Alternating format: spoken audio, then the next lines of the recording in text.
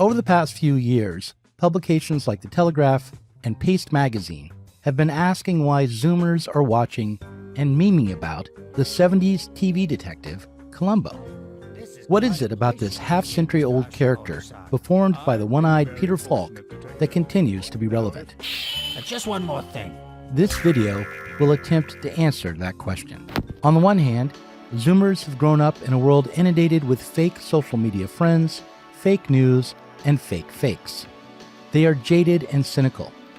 On the other hand, by being jaded, they hold on to the hope that there might be something authentic and true, something they haven't experienced directly, but that nonetheless informs their cynicism.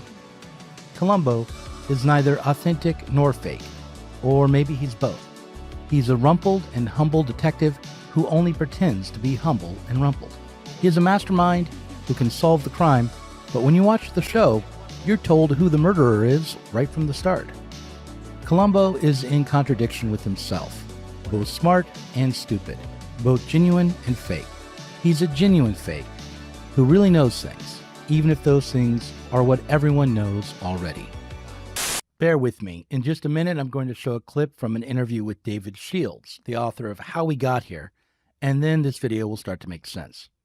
I'll also make the full interview with Shields available on Patreon. We don't really want to get what we think that we want. In his 1998 essay, The Interpassive Subject, Slavoj Zizek explains just what kind of knowledge Columbo has and what form of enjoyment the viewer of this detective show is having. Zizek wrote, Columbo first knows with mysterious but nonetheless absolute infallible certainty who did it, and then on the basis of this inexplicable knowledge proceeds to gather proofs. And in a slightly different way, this is what a psychoanalyst does. When the analyst enters into a transferential relationship with the analyst, he has the same absolute certainty that the analyst knows his secret. What is the secret that an analyst is supposed to know? It is the truth about the analyst that the analyst actually knows already, but believes that nobody else knows. As the murderer in Columbo knows the truth that he or she is a murderer, but must be convinced by the detective that everybody else, or at least the authorities, including Columbo, also know. Or is this secret an illusion, eternally displaced, discentered, inscrutable? Perhaps the answer can be found in David Shields' upcoming book, How We Got Here. In his book, Shields takes the reader on a journey through Western thought, starting with Socrates and ending with Rudolph Giuliani. That is, starting with the claim that knowing that we know nothing is the ultimate knowledge, and ending with the claim that truth isn't truth. And when you tell me that, he should testify because he's going to tell the truth and he shouldn't worry, well, that's so silly because it's somebody's version of the truth, not the truth. He didn't have a conversation Truth is about... truth. I don't mean to go like... No, it isn't truth. Truth isn't truth. The President of the United States says, I didn't... Truth isn't truth. Mr. Mayor, do you realize what... No. This is going to become a bad meme. Don't do this to me. Don't do truth isn't truth to me. Another way to ask the question is this. Are Zoomers seeking the sort of truth that is out there in the world, an empirical truth that an expert in forensics could discover? Or is their love of Columbo a love for the kind of truth that lays beyond and behind the empirical? Oh, Mr. Clayton. Gee, I almost forgot. This is fascinating. There's one other thing I wanted to talk to you about. In 2016, the last Marxist, Chris Catrone, controversially asked the question, why not Trump, in an essay that had that question as its title. In the essay, he asserted the following. It is useful to treat all of Trump's claims as true, and all of those by his adversaries, the Democrats, as false. For when Trump lies, still his lies tell the truth. When Trump's opponents tell the truth, they still lie. Perhaps this is the sort of truth Zoomers are seeking in Columbo, the sort of truth one can glean from a lie, whereas all they're ever offered is a confusing array of true facts that seem to never arrive at any sort of truth. Perhaps what Zoomers are seeking in Columbo is a sort of figure who could overcome Trump, convince him that we know his guilty secret, not the one about Russia, but the one we share with him. The Democrats, like at a certain level, act as if there is an absolute truth. They kind of, again, cling to a kind of Bloomian Platonism, as if the 20th century never happened, and that we're not even in the 21st century, that we're doing the Lincoln Douglas debates, in Springfield in 1861.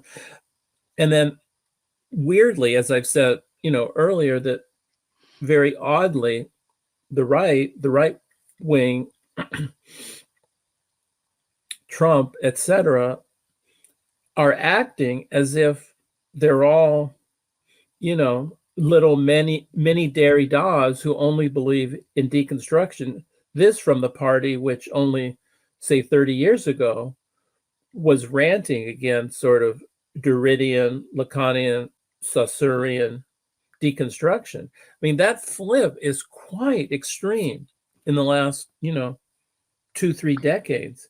And it's like, I still don't totally understand how we got here. But again, the book and film are an attempt to explain how incrementally, almost year by year, we got here. I guess I'm curious how you understand how absolute truth is playing out. The presence or absence of absolute truth. How do you understand that idea to be playing out on the left and right in contemporary American politics?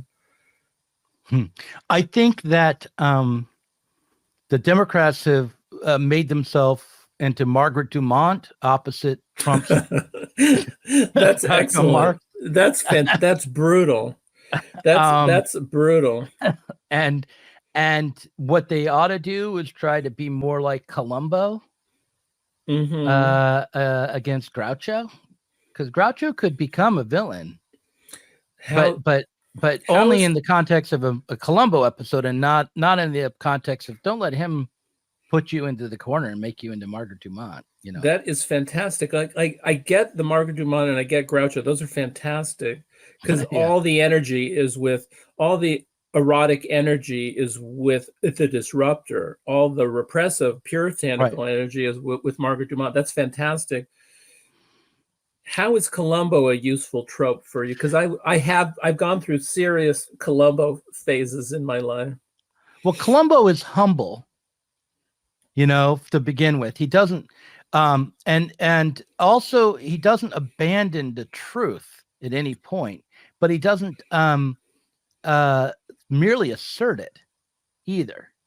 He goes through the process of seducing the murderer into revealing the truth, not to him, but to himself. I'm kind of taking this from Zizek here, but I'm a big Columbo fan, as is Zizek. And so, really? Columbo, that's fascinating. Yeah. So Columbo's like a psychoanalyst. Yeah. Who, takes up your material and then sort of makes you interpret it to yourself. Mm-hmm. And that's what happens in a typical Columbo episode, is through the process of Columbo walks in and knows who did it. And of course the audience knows who did it. Yeah. And the murderer knows who did it. Yeah. But the process of getting the murderer to admit that Columbo knows. Wow. That's fantastic. I think it assumes a hope in, because obviously it's on some level, just a somewhat sentimental show in which the schlubby detective always seems to be smarter than the average bear. And, it's a really irresistible formula. And the idea would be, is the American public still willing to see the revelation as revelation? Or, the way American discourse works now is, let's say Columbo gets the murderer to admit that he indeed committed murder out of revenge. The way discourse works now, alas, is that, there would be some pushback about, well, you just put those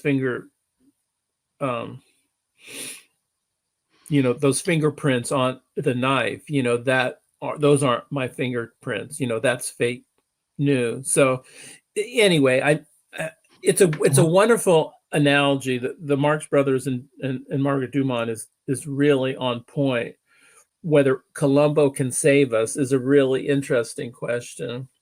I'm trying to think of who that Columbo figure would be. Well, we don't have a Columbo figure. We really unfortunately. don't. It's hard to think of anyone who's less Columbo-like than Joseph Biden, who's right. All he can do is to get to wander up to the microphone is a major accomplishment. So, I would think that the kind of figures that should be Columbo-like are, I don't know, some journalists, some gumshoe, I guess the gumshoe is a detective, but like just some workaday journalist, not trying to take political power necessarily, but just expose the truth, would do a good job at overcoming the facade of a Marx Brothers style politician. But that's fascinating. But we have to want to know the truth. Exactly. I mean, it's fascinating. A sort of royalist like T.S. Eliot famously loved Groucho Marx. He had a huge intellectual crush on Groucho Marx, and they exchanged a correspondence. And Eliot just loved Groucho Marx, and you can see on some deep level that Eliot was he was sort of politically conservative, but artistically quite revolutionary, and you can see on some level how he loved the disruption of the Marx Brothers. I mean, there's something beautiful about Eliot loving Groucho. I don't know if he was just the total other, but I don't know exactly where I'm trying to take this. And Groucho loved Eliot too. He recognized. Did he? Is that true? Yeah. Is that true in the correspondence? You're saying I that. think so. That obviously Groucho was gratified by Eliot's admiration, and I think at a certain point the correspondence faded away. But to me, and there's a sort of hope there that someone that we love disruption. The eros is always with the disruption. You can see in the background of my screen is Lynch, A History, my movie about Marshawn Lynch, and the reason that he had or has such cultural magnetism is his disruption of the ongoing discourse. He was a pro football player who refused to answer the banalizing and infantilizing questions of the American sports media with its implicitly racist undertones. And in a strange way, there's something hugely instructive about Marshawn Lynch, that we need a figure, again, I don't know who that would be, who has some of the disruptive, catalyzing energy of a Groucho, a Marshawn Lynch, that we don't need Margaret Dumont. I mean, you could hardly think of a more Dumontian figure than, of course, Hillary Clinton. I mean, she could hardly have been a more, you couldn't have done central casting that was a more perfect punching bag for Trump. We often find references to psychoanalysis embodied in the very relations between persons. For example, the three Marx brothers, Groucho, Chico, Harpo. It's clear, Groucho, the most popular one with his nervous hyperactivity, is superego. Well, that covers a lot of ground. Say, you cover a lot of ground yourself. You better beat it. I hear they're going to tear you down and put up an office building where you're standing. You can leave in a taxi. If you can't get a taxi, you can leave in a huff. If that's too soon, you can leave in a minute and a half. You know you haven't stopped talking since I came here? If we imagine Trump as Groucho, then according to Zizek, we imagine Trump as the embodiment of the superego. This means, if we continue with Zizek, that we have to recognize that Trump is funny, not because he gives expression to the foibles of the bureaucratic state and its suppressed from view authoritarian character, not because he deflates the pretensions of a political class filled to the brim with various versions of Margaret Dumont, or not only for that reason, but also because Trump himself embodies that suppressed truth of the Democrats' authoritarianism. After all, Trump dares to say aloud what the Democrats only act out. He calls the country's United States bombs shitholes, rather than pretending to hold the people whose bodies are stacked in heaps after drone attacks, cluster bombings, and perhaps one day soon nuclear explosions in high regard. Trump is funny, and this is how his sadism is acted out. Whether you prefer the sincere hilarity of Trump's pure expression of the suppressed truth of our society, or the Democrats' phony denials and attempts to obscure reality, is perhaps ultimately a matter of personal taste. I, for one, prefer a sadistic joke over pious lies. However, Columbo might offer us an alternative to both of these options. If we're going to allow ourselves to solve the problem of which Trump is a symptom, if we're going to risk facing how we've become a joke, rather than deluding ourselves that what offends us is a lie, then we will have to start by admitting that Trump really is funny. And I promised to tell you an anecdote, which in response to your quote about Biden, where Biden says, "We're not America. This isn't America. We're not these kind of people. We're better than that." Yeah. And and also the future is going to be brighter, and like there's greatness ahead, that whole trope. Well, the anecdote I thought of immediately was when I was a counselor at an Easter Seal camp. There was every week there would be a new influx of campers, and they would have different disabilities. Sometimes they would be in wheelchairs, sometimes they would be mentally disabled, and that was fun because there was always a mix. Like you got the autistic kid, and you got the mentally ill, and then you have someone who maybe has Down syndrome, and or so severely mentally disabled that they're blind as well. All that would go on. But I remember there was the one of the weeks with just kids who couldn't walk and who had different kinds of physical ailments. They got into a fight, and so these like 12-year-olds and 13-year-olds in wheelchairs are wheeling around, hitting each other, throwing things at each other. And one of the smaller ones got knocked out of his wheelchair. And this is how I remember it. It's probably a paraphrase, but the way I remember it is got knocked out of his wheelchair. He's on the ground. The other guy's rolling up to him, and he looks up at the guy and says, "You don't know who you're dealing with." That's a great line. Right? Yeah. Very Biden-esque, yes. And like suddenly, like, if it was a movie, he'd like eat the spinach or go into a phone booth and come out with a cape and be able to just beat up all the other. But he basically, there's this sort of narcissistic interior where, after all, he is the central character. You can't just treat him this way, right? And it's an incredible line. It's like it's hard to know if it's hilarious or beautiful or incredibly sad, but it's all of those things. We all have a grandiosity to us. You don't know who you're dealing with. It's quite extraordinary. It's kind of beautiful. Right. Yeah. So, but I also think that there's one part to that, which is something you want to hold on to, which is like that kid shouldn't let himself get crushed by this moment of defeat. That he does have inner resources, maybe. What we haven't encountered yet. Yeah. And the same thing's true for America. Damn it, we don't have to remain constrained and committed to and kind of automatically following the script of global imperialism. That's not the American tradition. That's not what America was founded on. The ideas enshrined in the Constitution, as bizarre as that history is, and as compromised and corrupted as that history might have been, there's still this Kantian imperative at the heart of the American nation that is unique.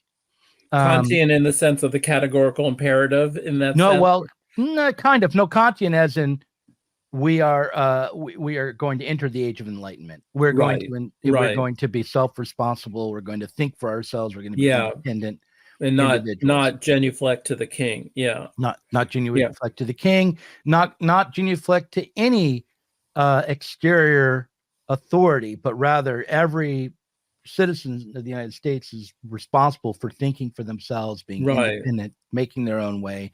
That cowboy spirit, there's a positive side to it. Right, for sure. So I feel as though, when someone like Vivek Ramaswamy or even Biden makes these gestures, what we have to do is like hold them to it. Right. I think it's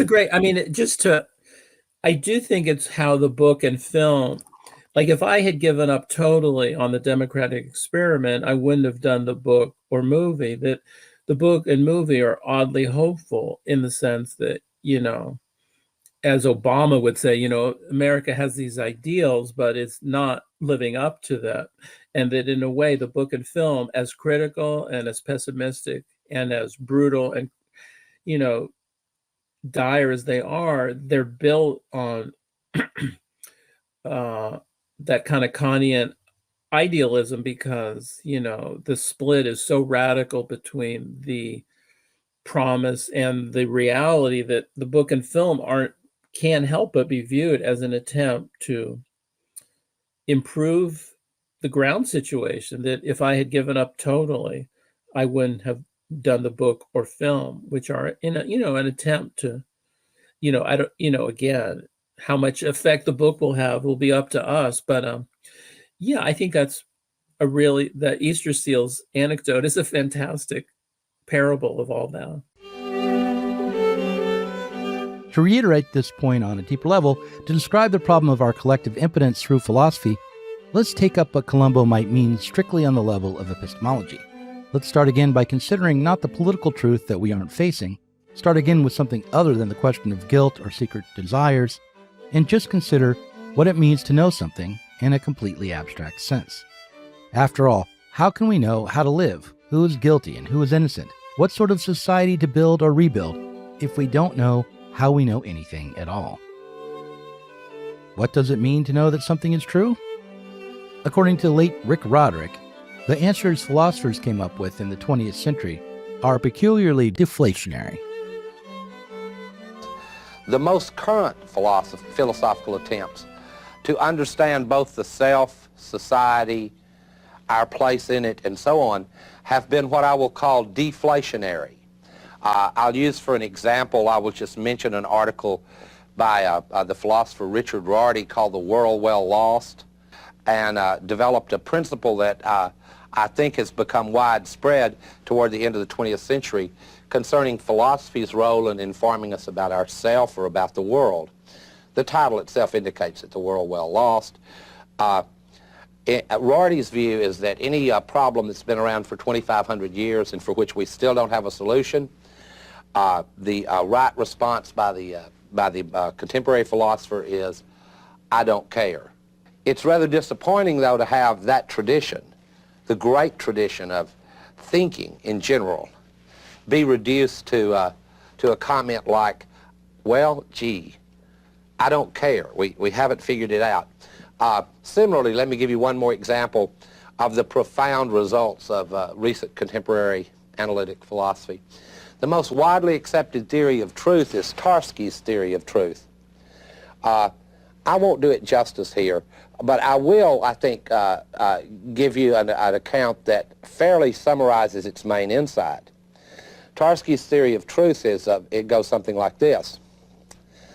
Tarski says, the sentence, snow is white, and he puts snow and white in quotation marks, is true if and only if snow is white. I don't expect anybody in the audience to gasp, if you follow me. This isn't a theory of truth. This is the deflationary remark about how we use the word true. You follow me? It's just, this is not the upshot of what we thought were the glowing and humanistic accounts that I appreciate to this day, developed by Socrates, Aristotle, all the way through Aquinas and so on. And in the late 20th century, what we get in area after area are these, what I will call deflationary accounts. What Roderick is saying here can be translated from philosophy into theology quite easily. The claim here is that God is dead. It's a claim that Roderick is ambivalent about. To shift back into moral philosophy, What Roderick is pointing out is that we have ended up living with nihilism. So I'm gonna read a little passage of Nietzsche and try to stop there to give us a frame within which Nietzsche views human beings. Now, I don't think this is all that theoretic, and I don't want it to be. I want it to be something that you can grab a hold of and understand, because this is kind of a modern myth I'm about to spell out for you. In fact, I may not read it, I may just gloss it. It's a modern myth that I'd like to spell out for you that many of us believe. And let's see, after we've examined this myth, if this is more or less comforting than the beautiful myth of redemption in, say, for example, the Bible. The myth is something like this. There are billions and billions of stars. The Earth is a tiny one. We crawl across it for just a few seconds, and then we individually are gone. Billions and billions of eons of time before and billions afterwards pass. And the Earth eventually goes out like a cinder, and perhaps the whole universe collapses into itself. And after all that's happened, absolutely nothing will have been done. Now, that's a very important myth. Many of us believe that one too. But against that background, it becomes difficult as we chip away at our daily little lives, selling shoes, selling tires, teaching class, to try to find any damn thing that means anything. On the level of epistemology, what we have arrived at is maybe something like postmodern cynicism, a cynicism without virtue or without any other known value. We have a way of seeing that is blind, but for the occasional glimpse of a ghost. We live in a haunted world, a world gone missing, but for old episodes of Columbo on Netflix or the Peacock streaming service. This is the world that figures such as Spinoza erased, a pantheistic and acosmic world, wherein, in fact, all there is God, and it is us and the physical world of matter and history that is missing or dead. Spinoza claimed that everything is God, that there is no distinction between God and nature, but his philosophy could not account for anything but God. God as infinite being necessarily was everything that existed, but what Spinoza couldn't account for were those finite modes of existence that live in partial, negative, and differentiated ways. For Spinoza, there was universal truth, but nothing particular survived in his logical imagination. And yet, we continued on living as mere people, mere animals on a rock spinning around a sun. The universe and all its differentiation wasn't banished, but our connection to the truth of that world was obscured, suppressed, unthinkable, non-cognizable. And this returns us to Trump and how he gives voice to our self-hate or self-abasement. So I would say a way to outdo Trump is to see what it is that people see in him and go ahead and give it to him. Stop trying to make him into an absolute evil and instead grant him the points he has so that and then again seduce him into kind of confessing his own failure, because the truth is Trump isn't going to solve anything. It's not so much that I feel like he's a real fascist and is in himself a threat, but we're headed down a bad track and have been certainly from Bill Clinton forward. But I would say, I thought we were in a terrible spot with Ronald Reagan when I was a teenager, and it's not gotten better. And the trajectory has been down weirdly since Reagan. It's like Reagan looks good to us now in hindsight. Right. Or certainly say Nixon looks like I wear a shirt that says Nixon now more than ever. That's fantastic. That's fantastic. I think maybe I'll send you this book I wrote. I think you might push back against it because it does try some psychoanalytic readings of Trump from afar called. Well, you're not a psychoanalyst, right? You're just a writer. Yeah. So you're empowered. You can say whatever you want. There you go. When these psychoanalysts who actually are bound by, right. But rules. Anyway, this book I wrote in 2017 that is relevant to this called Nobody Hates Trump More Than Trump, an Intervention, which I really do try to explain along the lines that we're talking about is what is his black magic appeal. There's real appeal there for a lot of people. And I try to lean into the appeal and what psychologically drives Trump and why culturally and sort of socio-politically he clearly resonates with people. And I try to get beyond liberal shibboleths about how awful he is. I mean, I personally think he's, frightening, but I try to explain it. No, I say nobody hates Trump more than Trump, which is there's an immense amount of self-loathing in Trump, which, I do kind of do a thing about how much his father despised him and hid him and, exiled him to a military academy, and how he can never live up to the ego ideal of his father, who was truly a kind of badass. Trump is not a badass. He was pretending to be a badass. And I think I have trouble explaining it now. At the time I sort of had it figured out, but that basically Trump is an utterly broken human being who's, utterly, I think, sort of self-hating. But instead of facing the roots of that sorrow, he converts it to anger and demonization of the other, whether it's immigrants, Black people, women, whoever. And that allows a huge amount of the populace to take their own sorrows, their own agonies, their own cultural displacement, and place it onto this demonized other. And as a kind of cultural catalytic converter, that simply works. It has psychological origins and it has cultural traction. And I think, like when Trump will say stuff like, that my hands are fine, or that I'm fine down there, or that there is no P-tape, in Russia. Like, those are bizarre tells that seem to me less braggadocio and more just like, I don't know what you call it, incredibly sad confessions. And I think the book tries to argue that he accesses his own sorrow, does not face his own sorrow. He brings it up for inspection, converts it into anger and fury.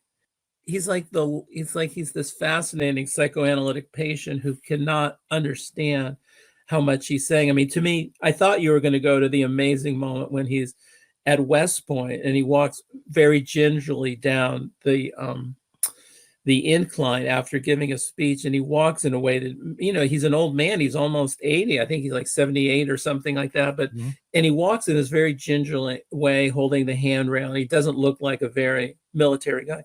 But instead of just saying, like, so what, but instead he's like endlessly blaming the soles on his shoes, like and he gives like a 15-minute speech about it.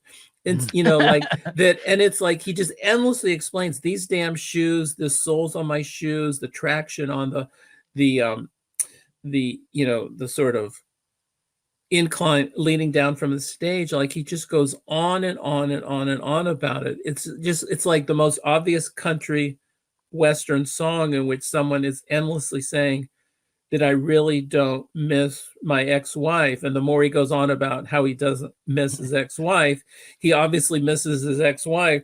And like, the more Trump is going on and on and on and on about how he really walks fine, or his hands are fine down there, or whatever, or that that he's really a genius because he can draw a clock. I mean, it's almost, I don't know if he can hear the comedy, but we can hear the comedy or the tragic comedy. And, Biden isn't funny. So why is Columbo popular with Zoomers? It's simple. Columbo is a figure who doesn't shirk his responsibility to know what he knows. He's a figure who does what he ought to do and gets the bad guys to do what they ought to do. It's not just a comforting TV trope. It's something to live up to.